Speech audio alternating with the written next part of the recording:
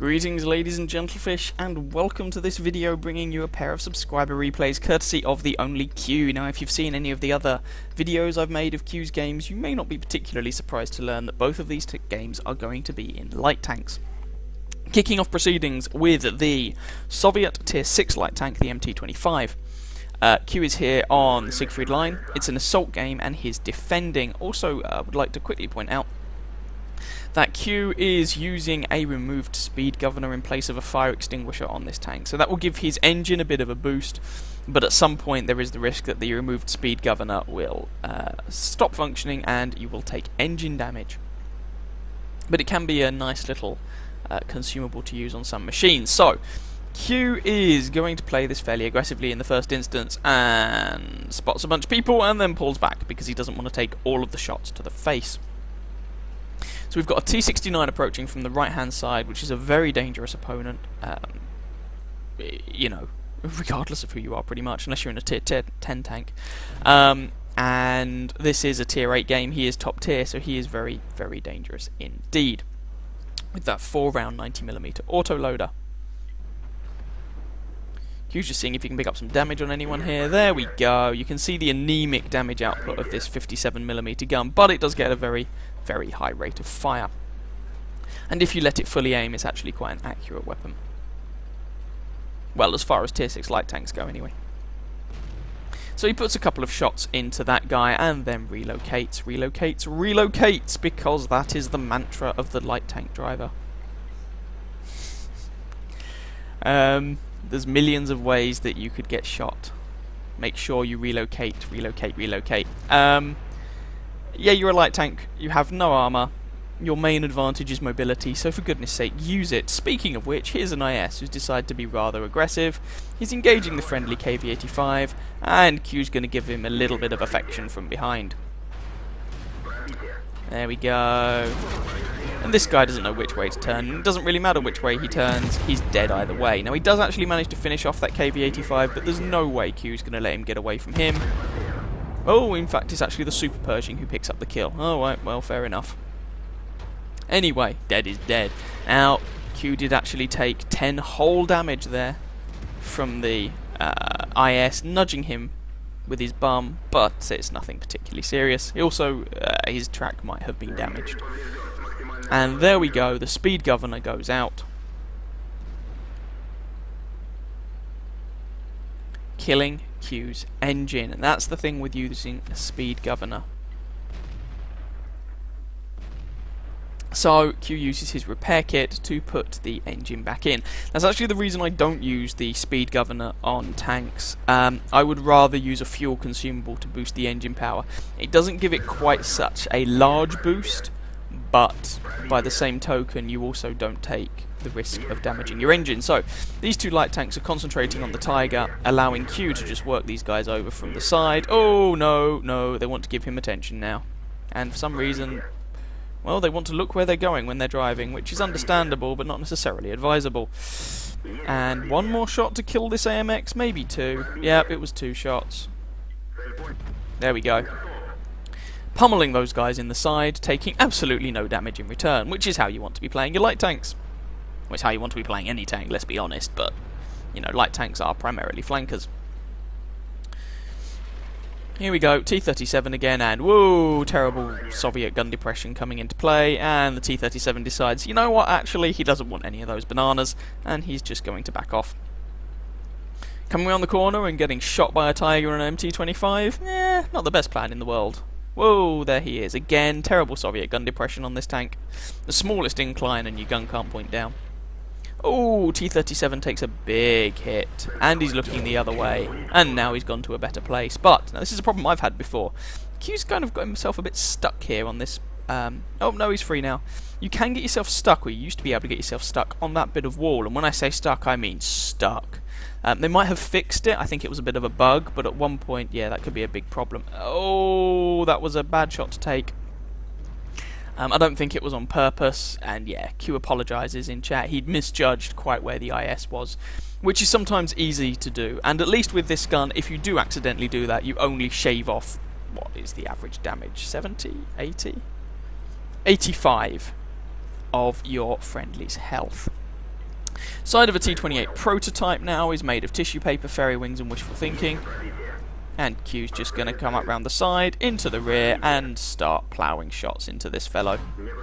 You have to be a bit careful with your shots because you don't want to hit the very angled engine deck. This gun is such small caliber that it's not really going to overmatch anything. And actually he bounced that shot, and this has just become a kind of risky situation because that's 400 damage to the face that Q didn't really need to take. If he'd just taken a little bit more time with aiming those shots on the rear of the T28 prototype. Just because you have someone's bum doesn't necessarily mean every shot's going to penetrate. You can get some funky angles on things like engine decks, especially with a low caliber gun, and this is a very low caliber gun. So Q's missing about 400 health that he would otherwise have had, which is a little bit annoying, but these things happen sometimes. And he's going to go looking for the enemy artillery. There is a potential Pascucci's medal on the table, which would be amusing.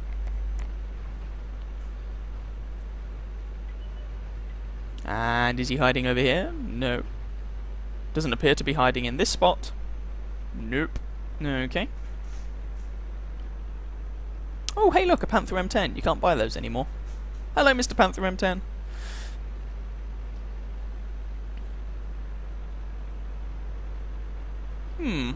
Well, these guys are probably hiding toward the back somewhere.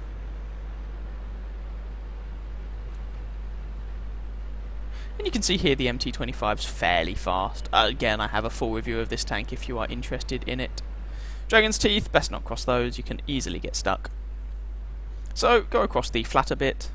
And again, this is the patch 9.6 Siegfried line, so since then this map has been changed. And now you can see how many shots Q has to put into artillery in order to kill it. And actually, he goes in for the ram. Oh, and the Panther M10 picks up the kill. Damn you. Ah well. Dead is dead.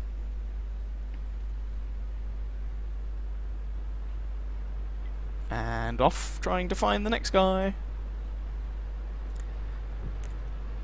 So we know there's still the KV-85 and the SU-152. They were last spotted down south in about J4.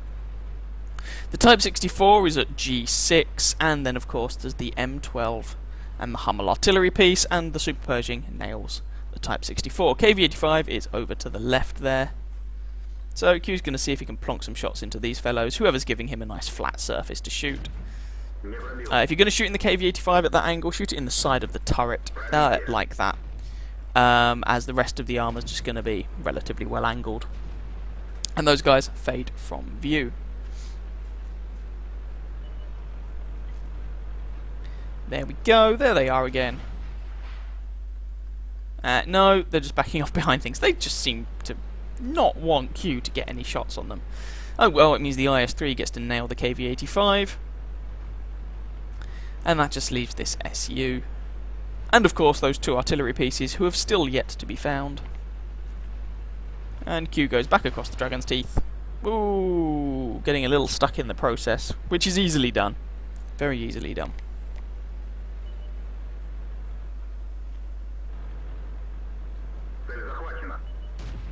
And speaking of artillery, that guy's turning to look at you. I would be moving at this point. Yeah. That was a little unfortunate. Well, the guy was turning to look at him, so you were going to get shot. I know it only took one more shot to kill him, but just a snapshot from the guy, and it looked like that was a snapshot because he was using the howitzer, and your game is done. From this game, I would recommend, firstly, not sticking with the default ammo loadout. 57mm high explosive ammo is garbage. Take a few rounds of APCR and a few more armor piercing instead.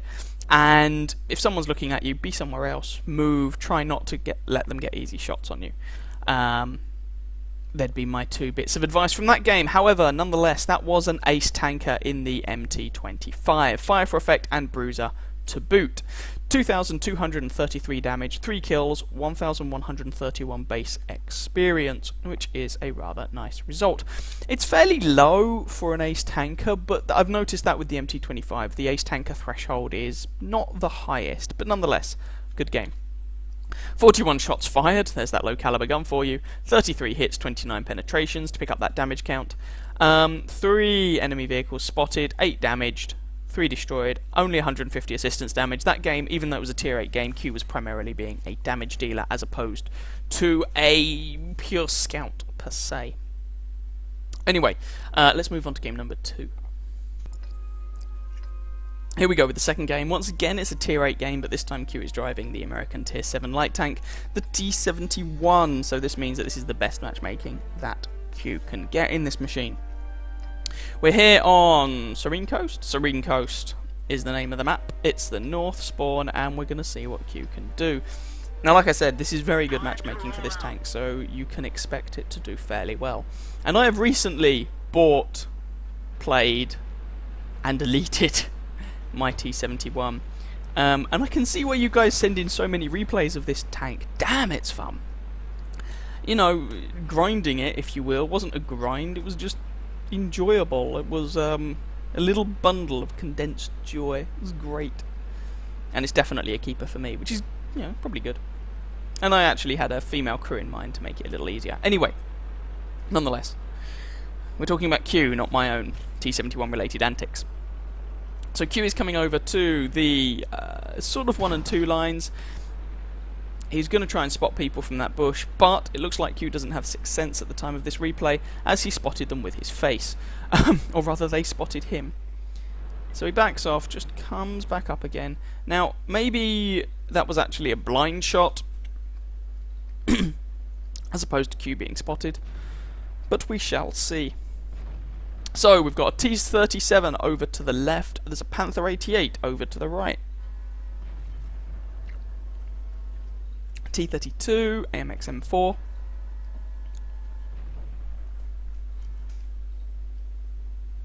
And Q's doing a pretty good job of lighting these guys up. Now, he was a little bit unlucky to take that early hit in the face. It looked like it was from something like a 90mm gun, a 100mm gun, an 88, something of that order. So it could have been the Panther 88.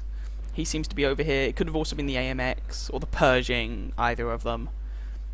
Tiger, Jagdpanther, depending on what gun he's using. So that doesn't really narrow it down. Now, again, Q takes a shot there, which I'm surprised by. I'm not sure who would be spotting him there.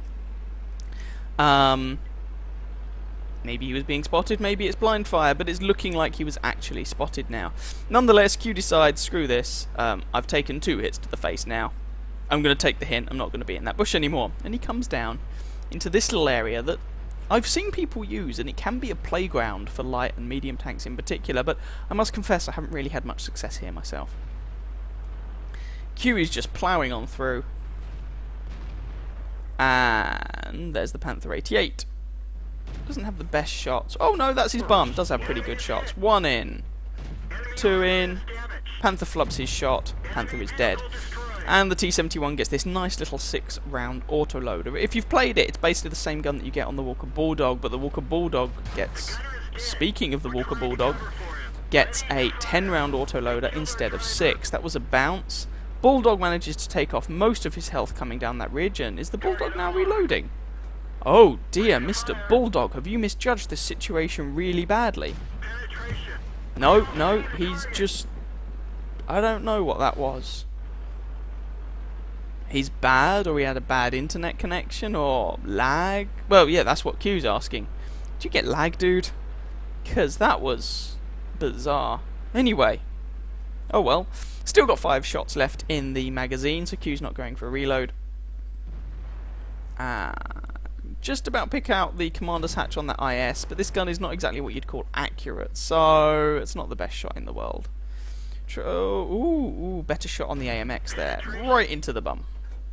Does the AMX move? No, because reasons. And 1 more round, and then he's reloading anyway. There we go. All the shots went where Q pointed them, which is always nice. Ooh, oh dear. Q is reloading. This is bad. But that's right, a Jagdpanther tank destroyer did just charge down and get into a close range knife fight with a light tank, which is generally speaking not particularly good for a tank destroyer's health. And this Jagdpanther is just getting worked over, and now Q's reloaded, and the guy's dead. Anyway, Q's going to try and get out of that little ravine. 4 rounds left in his autoloader.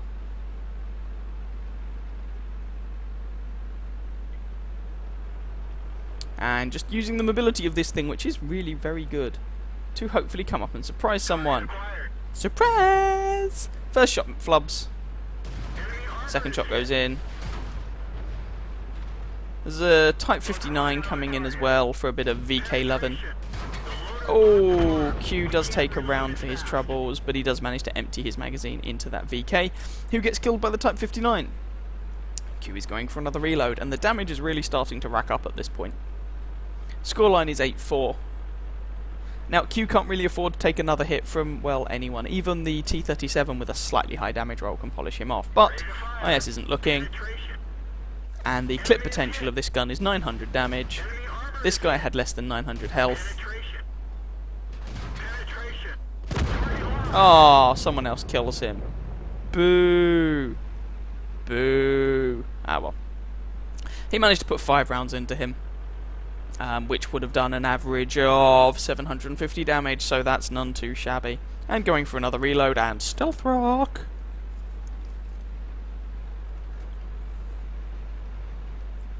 There's only 5 of these guys left. Object 416, Pershing, Super Pershing, T28 Prot, and T37, so this should, hopefully, just be a clean-up crew. Type 59 is going for it. Type 59 nails the object by a ram from the look of it. Does take a little bit of damage in the process, but nothing to really worry about too much. T28 prototype, let's not get shot by that guy. That would be sad. And, oh, nice juicy side shots. Give this Type 59 a hand. Ah, yes.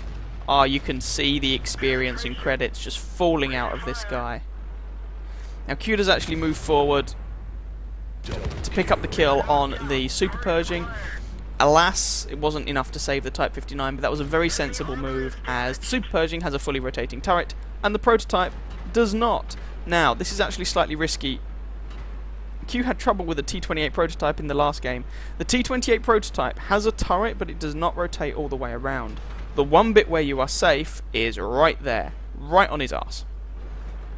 Don't move, because the turret cannot go right the way round to get you. As it is, Q manages to deal with the guy anyway, but try and bear in mind, the T28 prototype turret cannot point over the engine deck, so there's that segment right behind the tank where you are safe.